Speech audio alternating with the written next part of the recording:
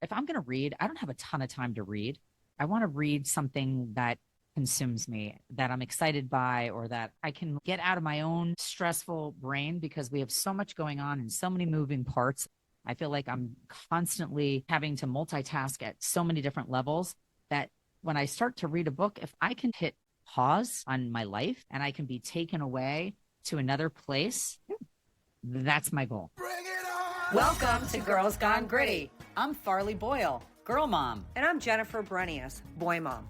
Together, we're Team Boyle-Renius. Each other's ride or die. This is where grit gets real. We don't just talk, we do it.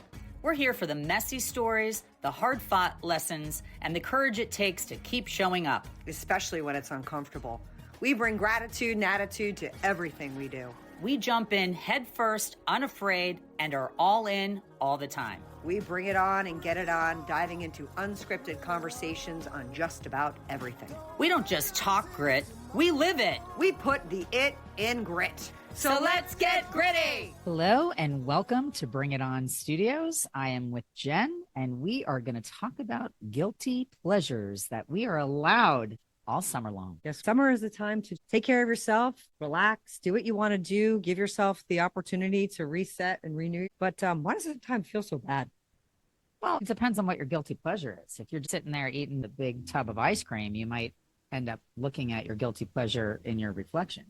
Well, I don't think we should be so guilty about our guilty pleasure. Listen, I don't feel the guilt because I just indulge anyways. I think it's all about indulging. I think the summer is when we are supposed to relax, read books, watch TV, eat crap, go to the beach. We're supposed to drink cocktails that are fun. But we're going to get to that in a little bit. Yes. We're going to give you some fun and not so fun top threes. Number 3, romaine calm. There's a parasite that nobody ordered in your salad. Oof. I know that we all think, okay, if we get the stomach flu, we might lose a few pounds, but we all think that. Liquid diarrhea. I think that's how we justify it when we get a terrible stomach flu. Everybody's like, well, at least I lost a few pounds. But this is the bug that keeps on giving.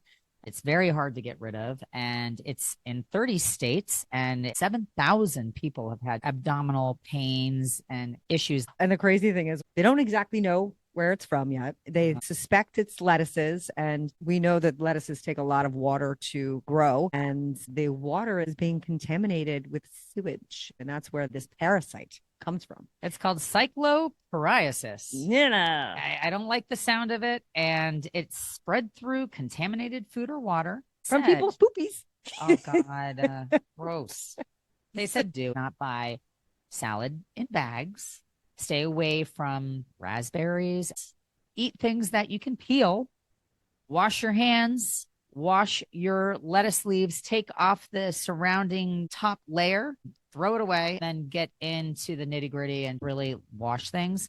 On the Today Show, they said, well, it's a summer of no salads. No, we can't have that. We can't have that. Some people would be thrilled, and other people like myself, I crave salad. We just had salad today. I would be so sad. But I was scared to make a salad for you. Affected. They said arugula. We were good on our arugula salad. I did wash it. They also are saying that unfortunately this is a tiny parasite and very difficult to get rid of, and washing your vegetables may not be enough. Michigan's getting hammered. They have 3,000 plus cases. So for whatever reason, it started there, and it's been growing, tipping ever since. Oh, gross. Hopefully by the time you have your next salad, this is on. Number 2, Netflix has commitment issues. Everything they started streaming, now they want to go back to live TV.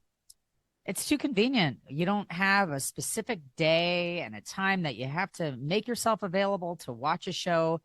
They're kind of going back to that model, at least with Love Island. I know that my daughter had to binge watch it because she wasn't available on the days that it was available to watch for the first time. So she watched 7 episodes, and then her girlfriends did a big end party. That reality way of being can make a lot of people want to watch it exactly at that moment because they don't want to hear about it the next day. They don't want spoiler alerts all over social media. Sure. And Netflix is kind of the reason that the spoiler alerts happened.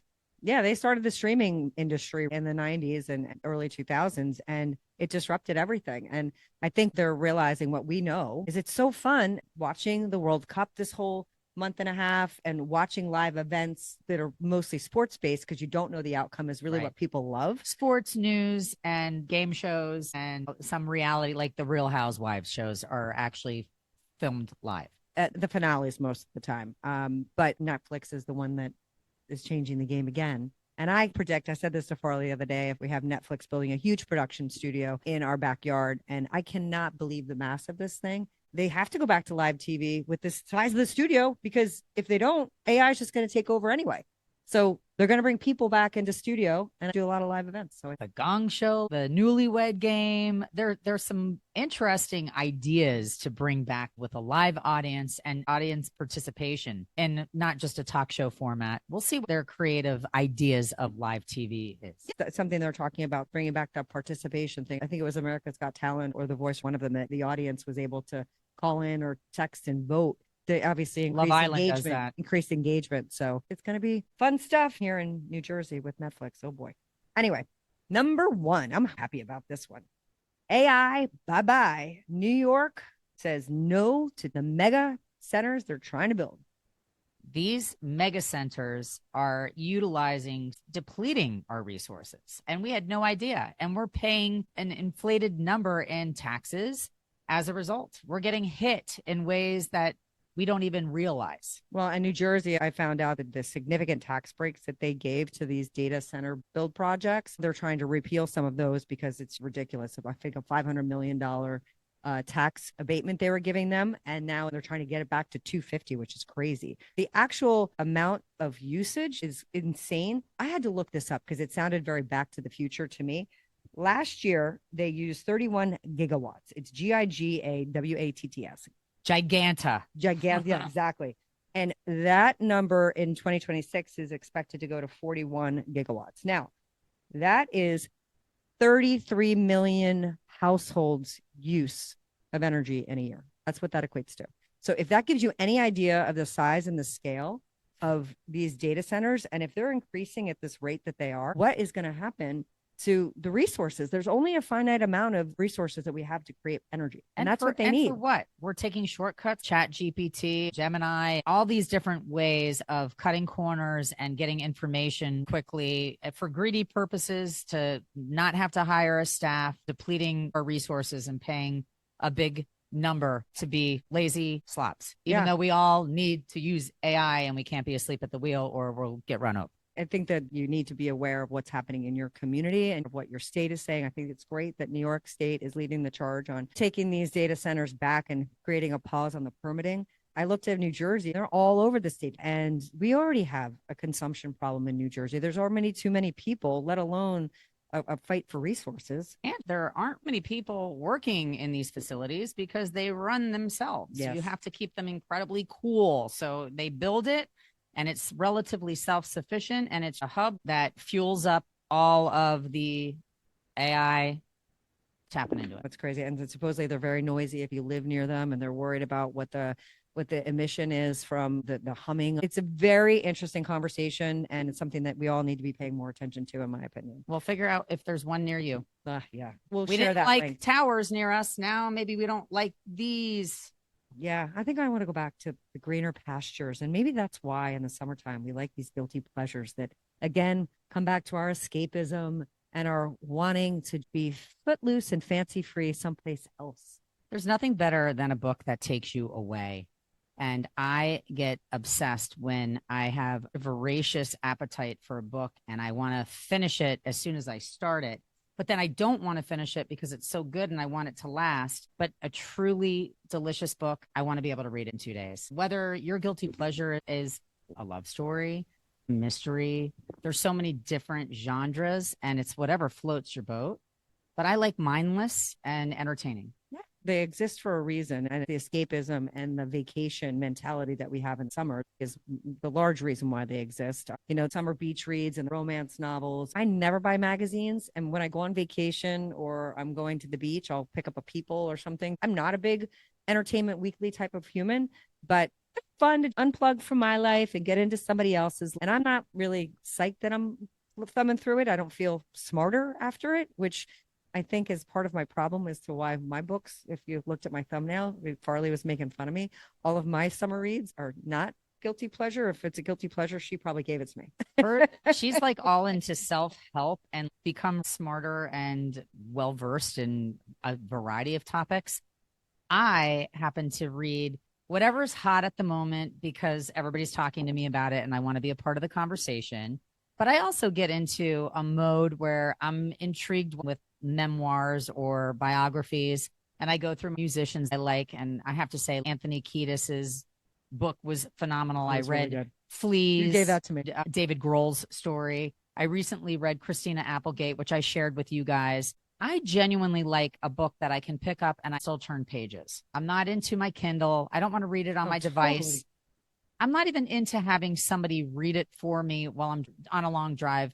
I'd rather listen to music. And now because we are podcasters, I try to consume podcasts as well so I can see what people are doing well and what we could do better. The genre for me is kind of almost the flavor of the moment. When we were going to Italy a couple years back, we read One Italian Summer. Yeah, that was a good book. And you can pick a book based on the destination that you're going. And it makes it more fun because the backdrop, like Hildebrand's Nantucket, if you're going there, you might pick up something like that you can consume and feel like you're in it while you're reading it, which is very fun. Yeah, I love the way books make you feel. And I completely agree with you. For those of you out there, Kindle people, I applaud that. I think it's a great use of not the printed word. Not taking down trees. I understand it. And you don't have all these books because I have books all through my house. And it gets to a point where I'm like, what am I doing with all these books? I do like to buy books. I don't know why I don't just go to the library. I think I should be more of a library person. But having said that, turning the page is super important. And I like being able to put the book down and have the book sitting on my bedside, reminding me, oh, I need to pick that up. I can't read in bed. I can read in bed maybe 3 or 4 pages. Yeah. It's very hard. I prefer reading in a beach chair and on a plane. Yeah, me too. I can read really fast on a plane, depending on how long my might be your destination speed. is. Might be your velocity in the air. Really good books are here to stay. And you might get the nod about the hot book a couple years after it was hot, depending on the area you live in. And right now, I got curious about The Stranger because it was making a ripple effect. Everybody that I was talking to is, oh, did you read The Stranger? Did you read The Stranger? And anytime I asked somebody what it was about, they didn't know how to explain it. They're like, well, it's a memoir and it's about a chick that's getting divorced. But the amount of conversations that the title was falling into is where it really struck a chord. And I thought, you know what, I'm going to read this book. And I picked it up and I read it. And I understand now why it became such a thing, because it's relatable. It's relatable to women that are going through divorces, that have gotten divorced. If you've ever had to sign a prenup, if you're coming to the table with more assets than the person that you're marrying, but you're in love and you're carelessly thinking about making a commitment to somebody and not checking all these legal boxes, it does make you think. Yeah, for sure. And it evokes conversation, which is what we all are always trying to do. Absolutely. And it's a conversation that we need to have because as women, we do need financial preparation. We need to keep our eye on the prize. We need to know what we have.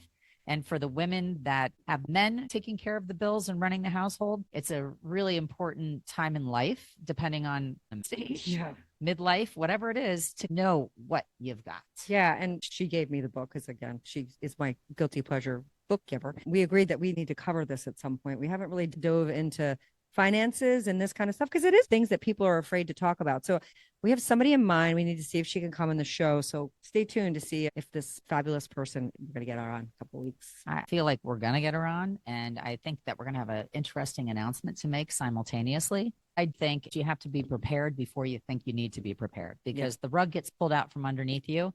And even with elderly parents and something happens to one of your family members from a medical standpoint and assets and money and long-term. Okay, we're getting away from our guilty pleasures. We're going to go back. I want to go back to the guilty pleasures, please. Okay. I could go down a rabbit hole because I lived it for several years. Okay. I know, but I want to go back to my guilty pleasures. We'll go back to Malibu Rising. Good. What is that one about? Malibu Rising is by Taylor Jenkins. I did not read it. It has been on the list for a long time, but the book that I loved that she wrote was The 7 Husbands of Evelyn Hugo. You just gave that to me. I did. And if you haven't read that book, it is something you can consume quickly, sitting on the beach. It's entertaining. It's about old Hollywood. It's about a star that we all know, or she's a combination of multiple megastars, what they go through and their private life, how it's scrutinized, and how back then men weren't allowed to be homosexuals. It was a lot of that, but I liked it. It kept me page by page. I wanted more. So that was a wonderful one. Big Little Lies and The Summer I Turned Pretty.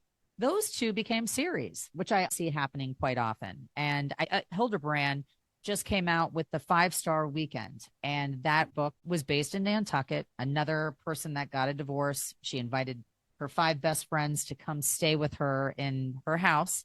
And it was 5 friends from each stage of her life. So her teenage friend, her college friend, her midlife friend, and the story unravels from there. But it's based in Nantucket, and that series is live right now that you can start watching. So some people might choose to watch these series before they read them, but I think that the read is better. Oh, I love reading the book before I see the interpretation from a director or then you can producer. be kind of critical. Yeah, and I want to be able to envision it the way I envision it. That's the one part about reading books that transports you out of your own mind and you're able to picture things. Remember 50 Shades of Grey? That was a crazy phenomenon. People were like embarrassed to have that book. Yeah, that's was where I saw back when people like actually cared and would cover their book with something else so not to hide what they were reading. Or they'd be in their car reading at pickup or on the sidelines covertly. I'm not a romance novel type person. It doesn't do anything for me, but a lot of people, it does. Yeah. And that's okay. Yeah, I feel like I liked them years ago. As you know, my read tends to lean in more of the self-help. And we were talking about SpaceX earlier. Do you want to borrow my Elon Musk book? It's really riveting. I just have you give me the clip notes. If somebody tells me to read, okay, The Tipping Point, The Outliers, I have read some books that obviously had a big ripple effect. Yeah. I told you have to read Malcolm Gladwell's follow-up to The Tipping Point, which is The Revenge of the Tipping Point. And I won't give it away because you can kind of allude it to the name of the title, but he basically contradicts everything he said because he's like, it really screwed everybody up and everything can be manipulated. And he talks about COVID. It's a really good follow-up if you're a Malcolm Gladwell Okay, I'm guy. intrigued. I'll give it to you. It's good. You know, Mel Robbins has Let It Be, or is that what it is? No, it's not Let It Be. That's the Beatles. Oh, let them. Let them. Let them. It's let them. To me, self-help, it's practical common sense. And a lot of people need to read something that's commonsensical before they can apply it to their life. I feel like I'm not that person. I'm not saying that I can't grow from that type of a book. I absolutely can, but it takes a lot to hold my interest. I get bored. What was that book that changed everybody's lives? 7 Habits. The 7 Habits of Highly Effective People. That was a big book. I feel like a lot of people were reading at the same time. If I'm going to read, I don't have a ton of time to read. I want to read something that consumes me, that I'm excited by, or that I can get out of my own stressful brain because we have so much going on and so many moving parts. I feel like I'm constantly having to multitask at so many different levels that when I start to read a book, if I can hit pause on my life and I can be taken away to another place, that's my goal. Yeah. I think it's a great goal. And if I'm reading a guilty pleasure book that you'll give me, I'm usually reading something else along with it. I feel like I have 2 sides of my brain. When I read a guilty pleasure book, I will end up finishing it in a day or 2. I just got to figure out what the end of the story is. And I think that's why I lean toward other types of books, because I don't have a day or 2 to sit and spend. Like when I was at the beach, I finished the Strangers book in literally a day and a half. And my sister-in-law was like, oh my God, you read that so fast. I'm like, this is the way I read those kinds of books. Yeah. And it's why I don't necessarily buy or lean into those books, because on a daily, I'm not going to read for a half an hour like I do my other books. I can consume those other types of books that I've read, like Essentialism, probably makes fun of me, The Pursuit of Less, just trying to dial it back. I had to figure out what the definition of essentialism was. Yeah, it's The Pursuit of like Google the definition of the title. I'm not interested. Yeah, the other book I read, The Secret recent and The Magic. Okay, she's referencing the book she couldn't remember before. Yes, which is why you need to read On Fire, Easy Proven Ways to Build Good Habits of Remembering. Oh, I'm just kidding. Now that's called Prevagen. I don't even believe in Prevagen. The Secret, often described as a cult self-help book, focused heavily on gratitude as a magic tool to attract wealth, health, and happiness. Yep. And to me, that makes sense. If you have gratitude, and you're appreciative and thankful, you're only going to get more. You're going to appreciate what you have and spread that energy. So that made sense to me. Any of those kinds of books bring my way. We were talking about this a little bit earlier as we were prepping for the segment. I think it's very interesting as I talk to my friends that have younger kids, the summer reading list isn't what it used to be. It used to be when we were kids, there was a book that we all read together in the summer, or a couple of books, depending upon what class you're in. Exactly. Right. Depending upon which English class you're in, you had your summer reads, usually 2 or 3 books, I think. And now they've adapted the summer read to be a list, if any, or you can do a summer log. They've changed it so much. It's not a mandatory read. It's not anymore. a mandatory read in a lot of districts anymore, because they felt that it wasn't fair for people that didn't have access to things. I don't know that I agree with it necessarily, because being a good reader is so critical in everything, in language, in communication, in writing. It makes me sad to have the stats verified that the summer books are no longer the big thing they used to be. Or you can pick. And I didn't love this because my kids would pick, and they would pick Captain Underpants. I obviously have boys, and they love the Captain Underpants series. Which was barely a book. It's a comic strip. Yeah. And when I would talk to the teachers about this, and it was Kyle who was totally into him. He's my voracious reader. He's reading War and Peace right now, and I'm not joking. He's literally that guy. He was obsessed with it, and the teacher's like, it doesn't matter how they consume it. You just want them to consume it. So if it makes them happy and it makes them pick up the book and want to read it from front to back, like our romance novels, it's not a bad thing. I just think it's unfortunate, because we go back to our Netflix conversation about bringing people together. It creates a conversation when you're sharing a shared experience in a book that can be interpreted in a lot of different ways. Hence the reason book clubs exist.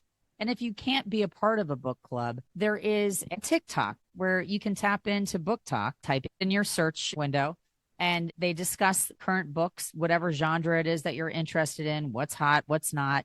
I will say that my girls started really, really reading 4 years ago, where they were reading for enjoyment. And I was very happy about that. Mackenzie always has been a reader. Chase liked to read, but wasn't a voracious reader. She's the one that started it and would devour a book. And then her sisters would want to read it. And then Abby, who literally would not read at all, not for sport, only for work, has become a reader. I do like the fact that I see my kids with paperback or hardbound books in their beach bags or next to their bedside table, because for a while, reading books was a lost art. It's hard because they do take a lot of time. It's an old-mindedness to pick up a book and turn a page. It's a skill that many of the kids are not learning because they're on the iPad or some kind of electronic device, so they can listen to it. And here's the other reality. There are people that learn differently, that can absorb information better if they hear it versus see it. Right. So I understand if you're consuming a story in any way, whether it's written word, a grandparent telling you a story, or listening to an audible book, that's all good in my opinion. To me, it doesn't matter, but I agree with you. Nothing beats summer read on the beach, turning a page and not being able to put the book down. Well, I have a great idea. Everybody that's listening, think about the last book you read or enjoyed and give a gift of a book to somebody that you care about. I love to pass on a book to Jen because I think if I liked it, she'll like it. And I think tipping books is a great way to get a resurgence if you don't see a lot of people reading. So share your books. We buy them, and then we have stacks of books, and we were holding several of the covers that I have in my own household. Become a library of your own sort. Yeah. And share your reads with people and ask them if they've read it and say, hey, this was a great book. It made me think, or I like this. It was a guilty pleasure, and start sharing books. Yeah, it's a great gift. I actually gave a gift of a book yesterday to a friend's grad party, a book that I've given to you and your girl. It's called Holy Moments. I love the small books in the bathroom that you can pick up and go through. It's a book like that, and you can read just a little section. I love writing a note to somebody in the front cover. Wow. And giving them a little personal message that's like a timestamp or why you were thinking of them or this amazing moment in their life that they're moving through. And it's such a nice, simple gesture. It is. I used to get that Dr. Seuss, All the Things That You Will Do book. And somebody gave that to me, I want to say it was when Pat and I got married. Okay. Somebody gave it to us as All the Places You Will Go. All the Places You Will Go as a marriage present. And I loved it. And I thought it was great. And it was an idea that I copycatted, and I started giving that to people too. So give the gift of a book. Yeah. It doesn't have to be a book that they read. It can be a gift book. In fact, stay tuned because I have a heart book coming out. I at was some just going to point. say, where are we on your heart book? I'm waiting for help with a publisher. So Okay. if anybody out there knows a gift book type publisher, it's hearts that I see in nature. It's not just pictures of hearts. It's hearts that people have sent me that are natural hearts. It could be a cloud that's in the shape of a heart. It could be anything that is a heart, but it's when you need to see them the most. And I've got wonderful stories that accompany the hearts. And I've received so many hearts. I can't tell you how many hearts I get a week from people that see a heart in nature because I've had a conversation with them or they know I love it. So I'm always getting love. And it's a beautiful book that can be a gift book. It can be for Valentine's Day. It can be because you love somebody. Love is every day. So it's an everyday book. Sounds like a great book. It could be for somebody that has lost somebody. It's the gift that keeps giving. So if anybody has any advice for me on how I can get this published, I don't want to self-publish it. I've reached out to some publishers and it's a hard path to negotiate and navigate. But if anybody has the quick 411 or a suggestion, I'm all ears. Awesome. Well, I can't wait for that book because love is everything. And it's called Everything. The Heart of the Matter. Wait a minute. No. So my book is called Heart. The word art is in heart, collection that will make your heart beat. Oh, I love it. That's it. So Okay. Stay tuned for that. Okay. We got lots of things going on over here. Yes, we do. Well, we're going to get to our Got Grit award winner. And we talked about the data centers, and anybody who knows me knows that the environment is top of mind always for me. So I'm really psyched about this because it's not only an environmental accolade, but it's also all about women. So we are going to award this week our cohort of all women for the 2026 Goldman Environmental Prize. This prize is the first time this Green Noble has ever gone to an all-female group in 37 years. It marks a milestone and reflects a long overlooked reality that women are at the center of environmental action, and we are mostly at risk when it comes to environmental impact when the damage happens, because women are caretakers. And when UNICEF started to peel back the onion on this, they showed that 2.5 times the number of girls leave school when there's climate crisis versus boys. So that alone says everything about the way that women are affected in climate crisis. Wow. So each of these award winners is going to receive $200,000. There are 6 of them. Sarah Finch, who led a landmark legal challenge against fossil fuels in the UK. Alana Aqua, ACQ Hurley, who defended indigenous land rights and waterways from mining threats in Alaska. Boram Kim, who pushed for accountability on industrial pollution affecting communities in South Korea. Yuvilis Morales Blanco, who led efforts to defend forest and rural land from extractive projects in Colombia.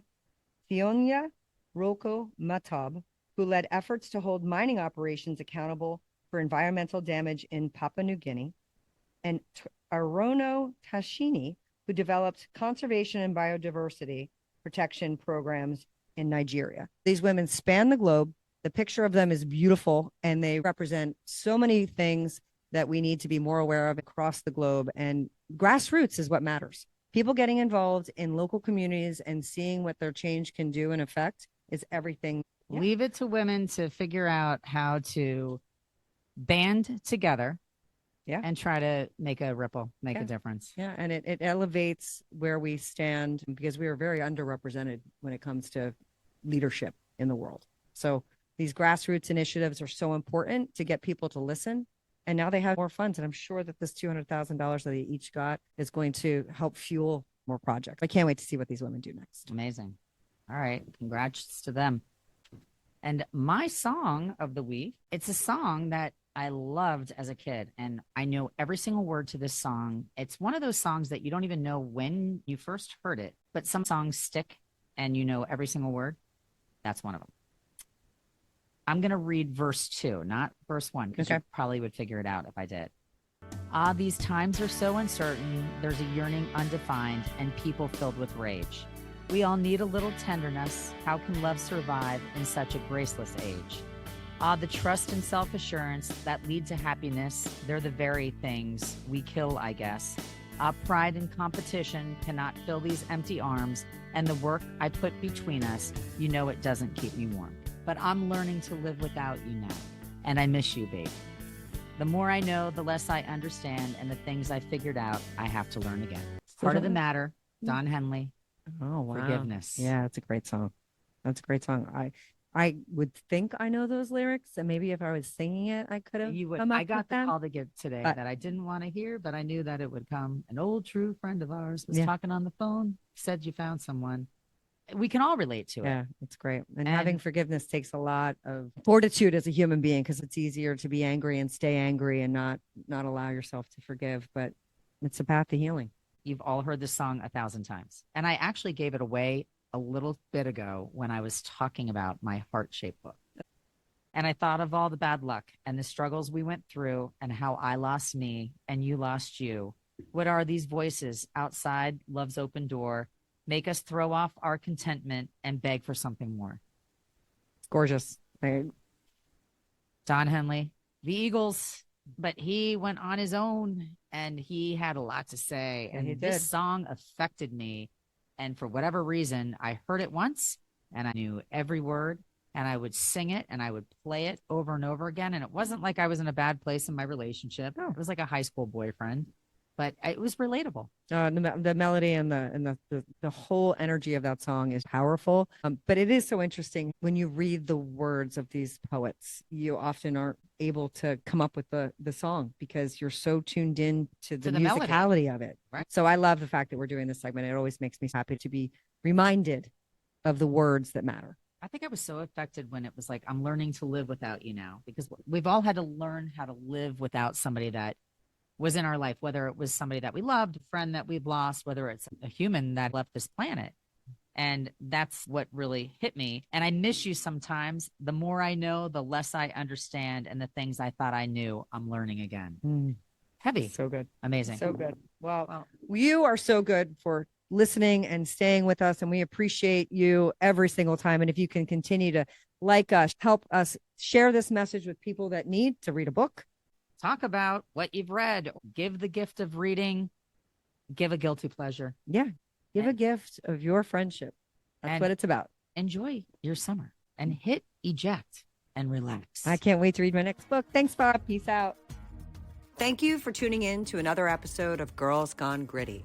Visit us on Instagram, Facebook, and now TikTok. If this episode hits home, share it with someone who needs to get gritty. Own it and put the it in grit. See you next episode.